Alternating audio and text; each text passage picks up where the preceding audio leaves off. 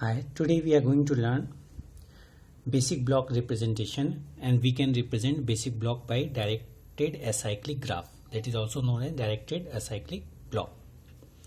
So the node of DAG correspond to the operations in the block, and each node has an associated label and labels are assigned by following rules.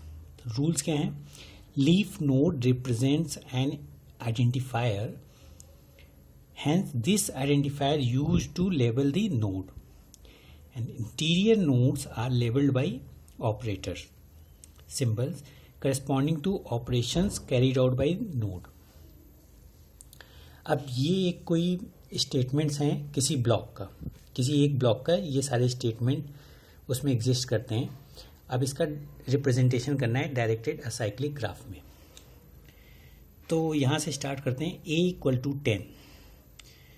तो 10 as a value है और leaf node represent an identifier, तो इसको हम as a label कर देते हैं a से. a इक्वल टू 10 हो गया. Then b equal to 4 into a, तो 4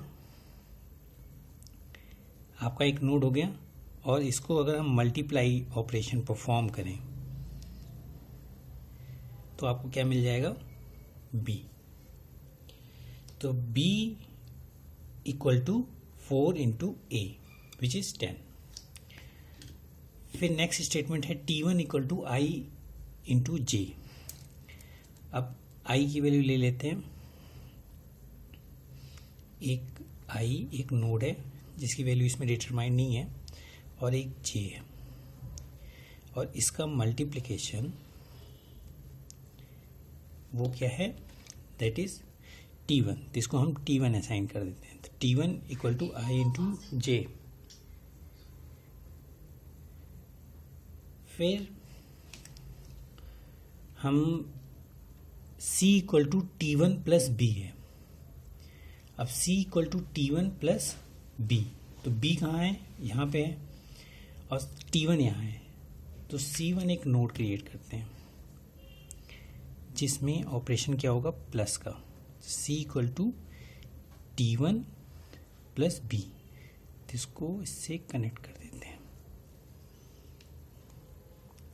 फिर है आपका t2 equal to 15 into a. तो एक नोड बनाते हैं 15,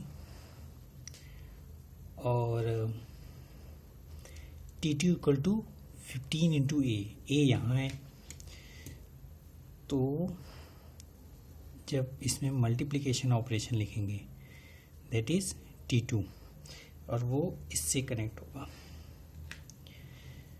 फिर आपका है d equal to t2 into c. t2 की वैल्यू यहाँ है, c की वैल्यू यहाँ है, तो इसका जो मल्टीप्लिकेशन ऑपरेशन होगा that is represented by d. और फिर e equal to i. i की वैल्यू यहाँ है, तो इसको हम e लेबल कर देते हैं, तो e इक्वल टू i. फिर t3 equal to e into J. तो t3 आपका जो नोड है वो e इंटू जे है, तो that is i into J. t1 लिखा है, दैट इज ऑल्सो t3. फिर t4 equal to i into ए.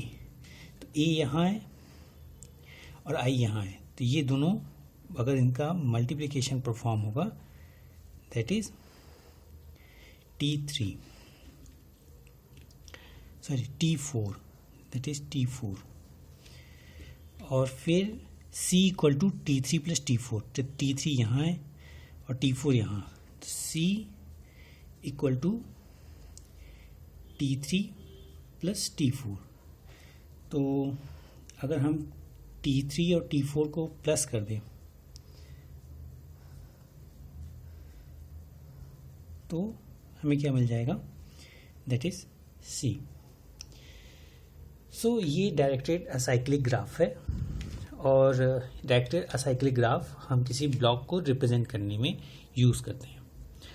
और कंट्रोल फ्लो ऑफ ग्राफ कई ब्लॉक्स में कंट्रोल फ्लो शो करता है. ठीक है, थैंक यू.